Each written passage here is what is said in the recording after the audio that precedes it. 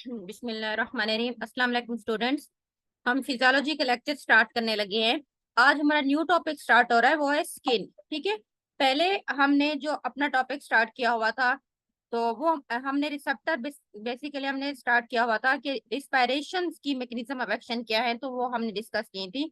आज हमारा टॉपिक है स्किन का। स्किन क्या होती है कि हमें पता है कि skin is the largest organ of the body. हमारी बॉडी का जो सबसे बड़ा ऑर्गन होता है वो स्किन है, क्योंकि स्किन एक प्रोटेक्टिव कवरिंग के तौर पर है ना, जो तमाम बॉडी की, चाहे वो ह्यूमन बीइंग है चाहे अदर ऑर्गेनिजम्स है, उन तमाम बॉडी के इर्द गिर्द जो एक प्रोटेक्टिव कवरिंग है ना, वो स्किन होती है। तो skin is the largest organ of the body. हमारी बॉडी का सबसे बड़ा ऑर्गन जो होता है वो स्किन होती है। It is not uniformly thick. Uniformly thick का मतलब होता है कि ये जरूरी नहीं कि पूरी की पूरी स्किन हमारी थिक हो, बल्कि कुछ जगह पे हमारी स्किन थिक भी होती है, जबकि कुछ जगह ऐसी होती है हमारी बॉडी की जहाँ पर हमारी स्किन बहुत ही ज्यादा थिन होती है। तो इसीलिए उन्होंने कहा है कि it is not uniformly thick. ये बिल्कुल मुकम्मल तौर पर ये नहीं कि सारी की सारी स्किन हमारी बॉडी की थिक होती है। एट सम प्लेसेस, कुछ जगहों पे इट इज थिक, ये थिक होती है। ठीक है, थिक यानी कि हार्ड होती है, जबकि एट सम प्लेसेस कुछ जगहों के ऊपर इट इज थिन, ये सॉफ्ट होती है, नर्म होती है, थिन होती है। The average thickness of the skin is about 1 to 2 millimetre. ठीक है, ये आपका एमसीक्यूज में भी आ सकता है कि average thickness of the skin कितना है, 1 to 2 मिलीमीटर होती है। अगर हम average thickness of the skin की बात करते हैं तो 1 to 2 मिलीमीटर है। In the sole of the foot, जो हमारे पाँव की सोल होती है, जो उसके अंदर जो होती है जिनके, ठीक है, सोल जो होती है, और उसके बाद जो होती है पाल्म ऑफ द हैंड, जो हमारे हाथों की हथेली है, एंड द इंटर जो होती है scapular region, it is consider thick. ठीक है, तो इन रीजन के ऊपर हमारी जो स्किन होती है वो थिक होती है। किन किन जगहों के ऊपर, जो कि हमारी जो है ना हैंड्स होते हैं, तो उनकी जो पाल्म होती है, हमारी हाथों की जो हथेली होती है, ठीक है, उन उनकी जो है ना हमारे पास जो स्किन होती है, वो स्किन होती है हमारे पास, वो भी थिक पार्ट होता है। और दूसरा जो हमारे पाँव होते हैं ना, जो उनकी सोल होती है, जो हमारे पाँव के खुर होते हैं, ये सोल होते हैं ना, तो उसको हम कहते हैं कि वो भी थिक होती है। एंड इंटर उन्होंने लिखा हुआ है scapular region. Inter scapular region का मतलब होता है शोल्डर के दरमियान जो रीजन होता है, या स्कोपोलर के दरमियान, इनकी जो बेसिकली ये हमारे शोल्डर्स के दरमियान वाला रीजन होता है, तो वो वाला जिसको हम जो होता है उसको हम कहते हैं इंट्रास्कोपुलर रीजन। ठीक है, उसके अंदर मसल्स होते हैं ना मोस्टली, इसीलिए वहां पे जो स्किन होती है ना वो भी थोड़ी हार्ड होती है, थिक होती है वहां पे हमारी रीजन्स के अंदर। इंट्रास्केपुलर रीजन का मतलब होता है जो दो शोल्डर के दरमियान जो रीजन होता है, जो पीछे वाली हमारी बैक बोन होती है, वो वाला आप उसको समझ लें, वो वाला जो रीजन होता है उसको हम इंट्रास्केपुलर रीजन कहते हैं। It is considerable thick, meaning about 5 millimetre. जबकि ये वाले जो रीजन होती हैं, आपने याद रखने हैं कि एक sole of foot, palm of hand and intrascapular region, इन तमाम रीजन के ऊपर जो स्किन की थिकनेस होती है वो 5 मिलीमीटर तक होती है। In other area of the body, body के दूसरे एरिया के ऊपर जबकि स्किन जो होती है वो थिन होती है। It is the thinnest over lids. ठीक है, आई लिड्स, जो हमारे आंख के ऊपर आई लिड जो कवरिंग होती है, प्रोटेक्टिव कवरिंग है, जो आई लिड्स होते हैं हमारी, जो पलके वगैरह होती हैं वहां पे, ठीक है, और पेनिस का जो ऑर्गन है वहां की स्किन बहुत ही ज्यादा थिन होती है, मेरिंग अबाउट 0.5 मिलीमीटर ओनली। उसकी थिकनेस जस्ट 0.5 मिलीमीटर होती है। ये वैल्यू आपको पता होनी चाहिए कि स्किन के कौन से एरिया का पार्ट थिक है और कौन से एरिया का पार्ट थिन होता है, और उनकी क्या वैल्यू है। आगे हम बात करते हैं कि स्ट्रक्चर ऑफ स्किन की स्ट्रक्चर किस तरह से होती है। तो skin is made of 2 layer. Skin की 2 लेयर्स हैं, वैसे स्किन की 3 लेयर होती हैं। एक होती है एपिडर्मिस, एक होती है इनर डर्मिस, ठीक है, एक होती है मिड मिड होती है मेसोडर्मिस, जो दरमियान वाली होती है। तो यहाँ पे बेसिकली उन्होंने दो डिस्कस की हैं। स्किन की दो मेन लेयर होती है, एक होती है एपिडर्मिस जो आउटर, उससे हम एपिडर्मिस भी कहते हैं, जो आउटर वाली लेयर होती है। सेकंड होती है डर्मिस, जिसको हम इनर डर्मिस भी कहते हैं। ठीक है, एपिडर्मिस और इनर डर्मिस, यानी कि ऊपर वाली और जो अंदर वाली होती है। ये आप देख सकते हैं कि ये हमारी स्किन है, ठीक है, कि बॉडी का एक टिश्यू है, उन्होंने इसको यहाँ पे शो किया हुआ है। जो बाहर वाली ये वाली लेयर है स्किन की, इसको आप एपिडर्मिस कहते हैं। ठीक है, एपिडर्मिस होती है, और इसके जो लेयर्स होती है जिसको हम सबकोटिनियस लेयर कहते हैं। जिस तरह सबकोटिनियस इंजेक्शन जो हम स्किन में लगाते हैं अंडर द स्किन, तो सब वहां पे एपिडर्मिस के साथ ही सबकोटिनियस लेयर होती है। डर्मिस जो होती है, तो अंदर वाला जो पार्ट होती है, इनर जो लेयर होती है, उसको डर्मिस कहते हैं, जबकि आउटर एपिडर्मिस होती है। यहाँ पे क्या होते हैं कि हियर सॉफ्ट टिश्यू होते हैं, सॉफ्ट ग्लैंड्स के पोर्स भी स्किन के अंदर मौजूद होते हैं। उसके बाद स्किन के नीचे बेसमेंट मेम्ब्रेन होती है और वहां से नीचे स्वेट्स जो होती है ग्लैंड्स वगैरह होती हैं। उसके बाद टच रिसेप्टर हमारे स्किन के अंदर मौजूद होते हैं, मुख्तलिफ कैपिलरीज हमारी स्किन के अंदर मौजूद होती हैं। तो ये सारी स्किन के एक स्ट्रक्चर उन्हें दिखाई हुई है। इन तमाम पार्ट को हम डिस्कस करते हैं कि किस तरह से होते हैं। पहले हम देखते हैं कि जो एपिडर्मिस होती है, जो स्किन की आउटर लेयर है, ये सबसे ऊपर वाली जो बाहर वाली कवरिंग होती है स्किन की, उसको हम एपिडर्मिस कहते हैं। Epidermis is the outer layer of the skin. Skin की जो सबसे बाहर वाली लेयर होती है उसको हम एपिडर्मिस कहते हैं। It is formed by stratified epithelium, ठीक है, एपिथेलियम से मिलकर बनती है। एपिडर्मिस किस से मिलकर, जो एपिथेलियम टिश्यू होते हैं उनसे मिलकर बनते हैं। स्ट्रेटिफाइड का मतलब होता है जो स्ट्रेटिफाइड फॉर्म में होते हैं, स्ट्रेट फॉर्म में होते हैं।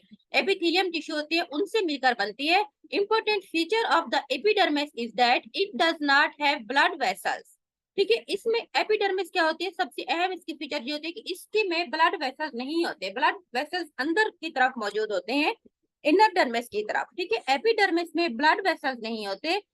Nutrition is provided to epidermis by the capillaries of the dermis. Dermis की जो कैपिलरीज होती हैं, ठीक है, जो इनर डर्मिस कैपिलरीज होती हैं, वहां से जो न्यूट्रिशन वगैरह होती हैं वो एपिडर्मिस को प्रोवाइड की जाती है। यानी कि एपिडर्मिस के अंदर अपनी ब्लड वेसल्स नहीं होती। जो इनर डर्मिस के अंदर, अंदर वाली डर्मिस में जो छोटी छोटी कैपिलरीज मौजूद होती हैं, उन कैपिलरीज के थ्रू न्यूट्रिशन प्रोवाइड किया जाता है। स्किन को भी तो जाहिर सी बात है न्यूट्रिशन की जरूरत होती है ना, मेंटेन रखने के लिए, उसको जिंदा रहने के लिए। तो स्किन के अंदर जो उसकी आउटर लेयर होती है उसमें अपनी कैपिलरीज या ब्लड वेसल्स नहीं होती। जो डर्मिस जो अंदर वाली लेयर होती है उसके अंदर कैपिलरीज मौजूद होती हैं। तो वो जो कैपिलरीज होती है वो एपिडर्मिस को न्यूट्रिशन प्रोवाइड करते हैं, ठीक है, न्यूट्रिएंट्स प्रोवाइड करते हैं, उसको फूड प्रोवाइड करते हैं। आगे हम देखते हैं कि लेयर ऑफ एपिडर्मिस। एपिडर्मिस की फर्दर उसको लेयर्स में डिवाइड किया गया है, उसकी 5 लेयर्स है। एपिडर्मिस की 5 लेयर्स होती हैं। पहले हम देखते हैं कि कौन सी है, आपको इन लेयर्स के नाम पता होने चाहिए। ये वाइवा में भी आपसे पूछते हैं मोस्टली कि एपिडर्मिस की कितना लेयर्स हैं। Stratum corneum first layer, second है स्ट्रेटियम ल्यूसिडम, सेकंड है स्ट्रेटम ग्रेनुलोसम, स्ट्रेटम स्पेनोसम, उसके बाद है स्ट्रेटम गर्मिनेटिवम, ठीक है। इसकी 5 लेयर्स होती है। इन लेयर्स के आपको नाम पता होने चाहिए। सेकंड हमारे पास आता है डर्मिस, या जो स्किन की दूसरी लेयर, जिसको हम इनर जो होती है डर्मिस भी कहते हैं या इनर लेयर भी कहते हैं। Dermis is the inner layer of the skin. Skin की जो अंदर वाली लेयर होती है उसको हम डर्मिस कहते हैं। It is connective tissue layer. अब ये जो है ना कनेक्टिव टिश्यू से मिलकर बनती है, जबकि एपिडर्मिस हमने क्या पढ़ा था, एपिथेलियम टिश्यू से मिलकर बनी थी।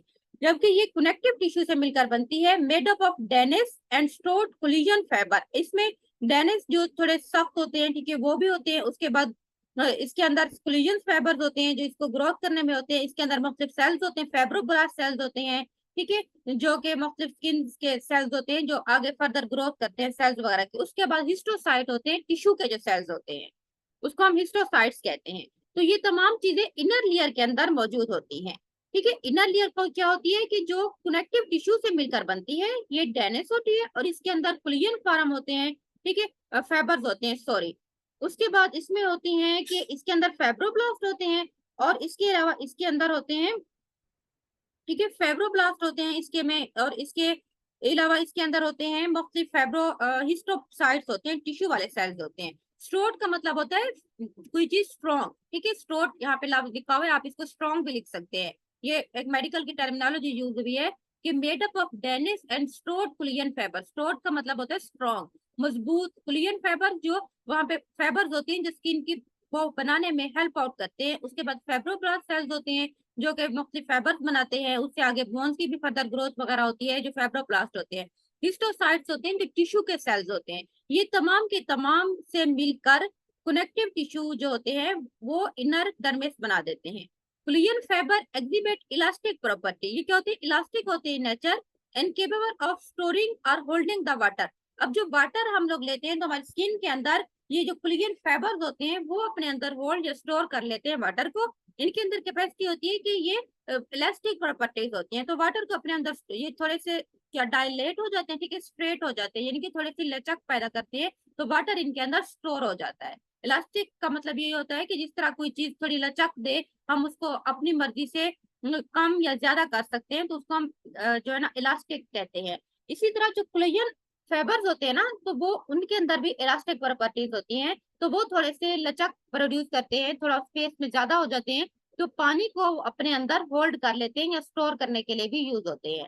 Collagen fibre contain the enzymes, जिनको जो होते हैं कोलेजिनेज कहते हैं। कोलेजन फाइबर्स के अंदर एंजाइम्स होते हैं जिनको कोलेजिनेज कहते हैं, which is responsible for wound healing. ठीक है, जो वॉन्ड हीलिंग मतलब जो कि जख्म को भरने में हेल्प आउट करते हैं। अगर हमारी स्किन के ऊपर कोई जख्म आ जाता है तो ऑटोमेटिक हमारा जख्म हील भी हो जाता है, उसको भर भी होते हैं। तो ये जो एंजाइम्स होते हैं जो बेसिकली कोलेजन फाइबर्स के अंदर मौजूद होते हैं, जिनको हम कोलेजिनेज एंजाइम्स कहते हैं, वो हीलिंग्स को, बॉन्ड्स को जो होती हैं उसकी हील करने में हेल्प आउट करते हैं।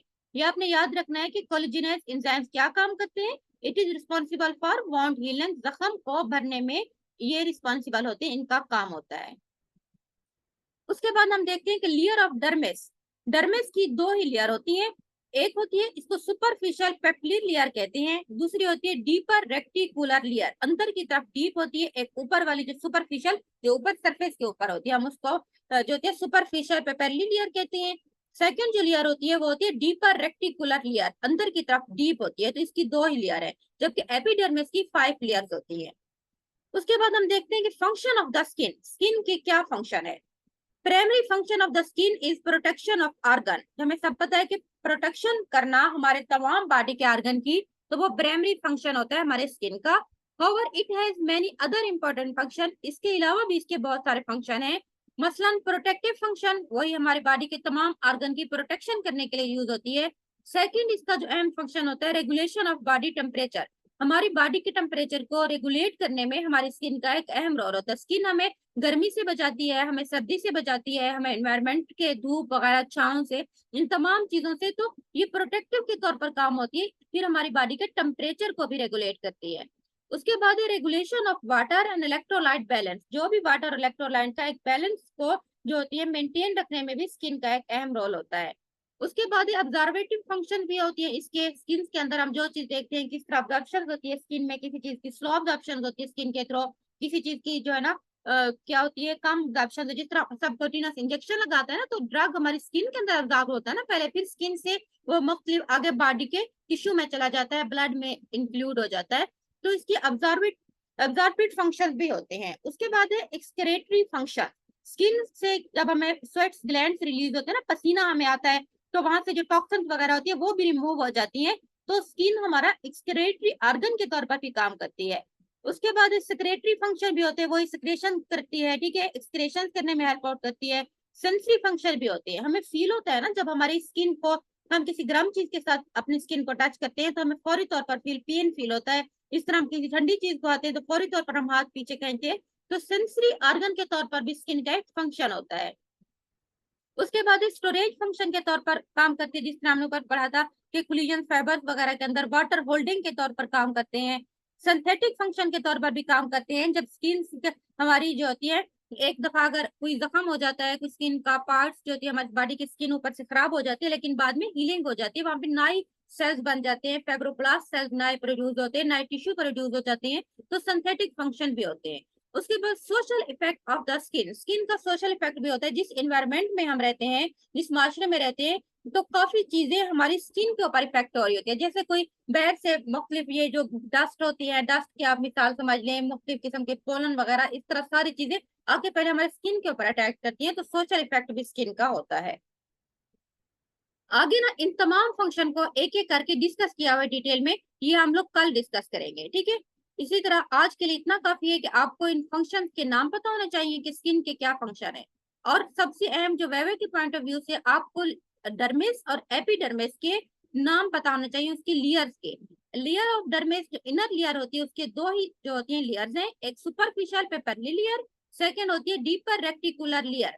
जबकि जो हमारी स्किन का एपिडर्मिस है, एपिडर्मिस के 5 लेयर्स होती हैं। उसके अंदर एक है स्ट्रेटम कॉर्नियम। ठीक है, स्ट्रेटम कॉर्नियम। सेकेंड हमारे पास आ जाती है स्ट्रेटम लोसिडम। थर्ड हमारे पास है स्ट्रेटम ग्रेनुलोसम। उसके बाद है स्ट्रेटम स्पेनोसम। उसके बाद है स्ट्रेटम नेटिवम। ठीक है, ये 5 लेयर्स हैं, इनके नाम आपको पता होने चाहिए। और उसके बाद हमने ये वाली ऊपर पढ़ा था कि स्किन जो है ना की थिकनेस के, ठीक है, ये वैल्यू आपके एमसीक्यू पॉइंट ऑफ व्यू से अहम है। तो आज का लेक्चर इतना ही काफी है, इसको मैं एंड कर रही हूँ। कल हम एक एक फंक्शन को डिटेल में डिस्कस करेंगे। कि किस तरह से ये वाले तमाम फंक्शन जो है ना हमारी स्किन में काम कर रहे होते हैं।